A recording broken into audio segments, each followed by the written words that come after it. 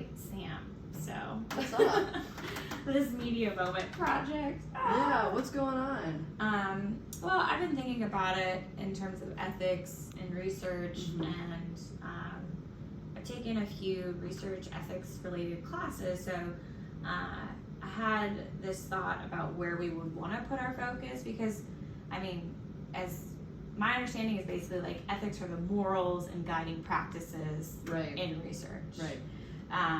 And one of the things that came to mind is like the 5 principles and things like that talked a lot about ownership and authorship, but one of the things for me that's really important is the idea of like motivations and all of that. So I found a clip that I thought we could use. Okay. And it's Ben Shapiro talking to Neil deGrasse Tyson. What a combo. And this is from like 2019 on his show, and it's just a small segment of like an hour-long show, the Ben Shapiro Show Sunday special. So I figured I could show you that, and you could tell me what you think about it. Yeah. And it sounds great. If you want to include it or not. So it's a little bit into it, but that's okay. I need my notes. All right.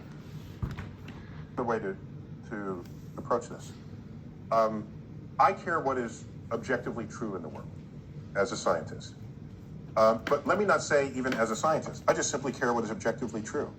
And science happens to be a pretty potent path to invoke, to find out what is true. And so if people express themselves on a gender spectrum, and that is an actual thing in an actual society, if we have not fully explained that scientifically, that's an interesting frontier to study. If you want to say it's only sociological, then it's the purview of the social sciences. I don't care who studies it. It's an interesting fact about society that's worth learning about.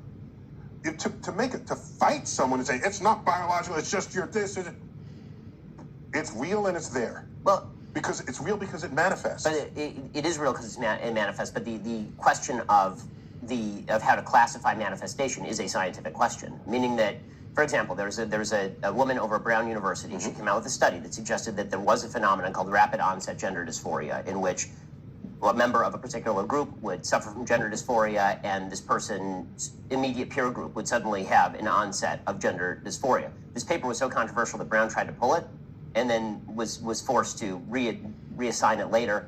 You see this sort of treatment. That's a different question. What you're asking now is, are there some topics that should not be studied scientifically? Right. And is there some taboo? And Sam Harris speaks a lot about this. Yes. And I think the concern is, if you study some topic that's a hot button topic and you bring scientific methods and tools to it, we don't trust, I'm interpreting here, I think we as a society don't trust that people in charge in a free country won't try to legislate something that will constrict people's freedoms in the face of that information. I think that's the fear. Well, isn't that... It's a fear. I mean, and isn't that... We don't trust our own ability to govern ourselves in the face of what could be some information relative to other kinds of information. Isn't that a bit of a problem? Yes. Yeah.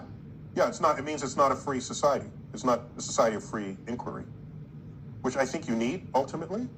But yeah. My general take on all of this stuff, from climate change to gender dysphoria to all of these issues, is bring out the science and then let's hash it out. I think that the problem I'm seeing on a lot of sides is... What is your motivation? Why? Why does that matter? It matters because if you have political power, you could end up creating legislation that subtracts freedoms from people who previously were enjoying the same freedoms as you. The history of that exercise... Then make a better argument. ...doesn't end well. Well, but the history of which exercise? Bring out all the science and let's hash it out. I'm saying, if you bring out all the science and the politicians hash it out, the history of that exercise is a recipe for disaster if it involves discoveries that put people's freedom, as defined in our Constitution, at risk. But now you're arguing for limitations on areas of particular study. No, I'm arguing on We need a way to shield, we need a way to protect people's freedoms in the face of whatever gets discovered scientifically. So, That was super interesting. yeah, I liked it because, you know, he touched on these are interesting areas. Like, if we haven't explained it, this could be an interesting area to explain Right. through inquiry, through research, you know, ideally qualitative research, because that's what this class is about. Right. But the other piece of it is like getting to what's your motivation behind that research, and also what impacts will that have, like thinking about stakeholders. How far will that impact lead to, and could it actually take away things such as people's freedoms? Right. Things like that. So I just like that viewpoint perspective on ethics. You know, that viewpoint, I feel like I have the perfect movie Okay. to tie into that. It's actually so crazy. I love this film. It's called Midsummer. It came out in 2019 and directed by Ari Aster. And one of the subplots of the film is that these graduate students go to Sweden to study the closed practices of this group that are performing the same rituals for hundreds of years. And one of the actors, Okay. William Jackson Harper, you know, I gotta have my Yes. names here.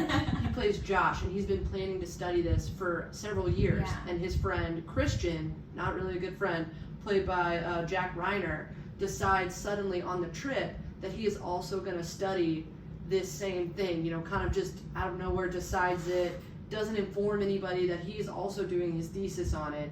And I feel like it'd be a really good clip if you want to check it out Sure. for our media moment. And this here, he's talking with his girlfriend, played by Florence Hugh. Can you slow down? Just wait a sec. Please, Christian. This is feeling really wrong.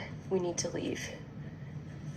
I know that this is weird, but it's because it's alien. No. We haven't been exposed to anything No, like this. Christian, no, please. This is completely backwards. We just need to leave. acclimate. I don't want to acclimate. I want to go. Well, I can't. I'm sorry. Period. I'm doing my thesis on this. What? Since when? Since I decided today. You know how much of a nightmare this has been for me to figure out. And I've made the mistake of telling Josh, and now he's competing with me. So if he wants it, let him have it. We need to leave.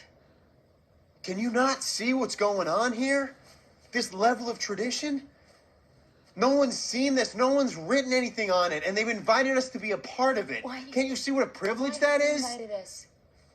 Because Pella did. Why to Pele? Because he trusts us. Why would they trust us? You're opportunistic anthropology students. Maybe because we're anthropology students. Oh Maybe they my want someone to God. document Are you this. fucking blind? They're doing pagan rituals. People are jumping off cliffs. They depend on no one knowing about this ever. None. So I think this is super interesting because not only is Christian arguing that he should be able to write about it even though he had, you know, no sort of thought process, no sort of IRB approval, nothing, no consent. You know, he's just going to document this without folks knowing about it. I think it also shows like how voyeuristic it is. So like the ethics of it, like not learning about it or documenting it for the greater good, but like for himself, for his graduation, like a totally self-motivated approach. Yeah, I definitely see the connections, and that's such a great film example. I love this movie. I'm glad it's coming in handy. And with that, I would say like there's also a series of film discussions going on actually at Columbia. Oh, cool.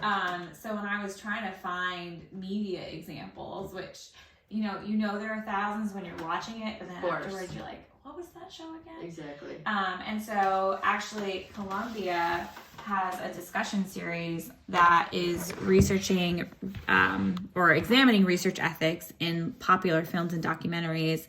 And so they actually have one coming up this semester, actually on December 16th. And it's about Dr. James Marion Sims. And I don't know if that's how you say his name, but basically had done all of these gynecological experiments on enslaved women. And so they'll have some folks talk about it. It'll be a panel discussion. It's virtual, so you can go if you're really interested in ethics and research and hear all about it. But they also have below some of the films they've also shown already starting back cool. in 2019. So these would be other examples to just like look into and check out as we think about our own research projects and how we want to be ethical. I think that's awesome. I think our class is gonna really flip when they hear about this resource. I know.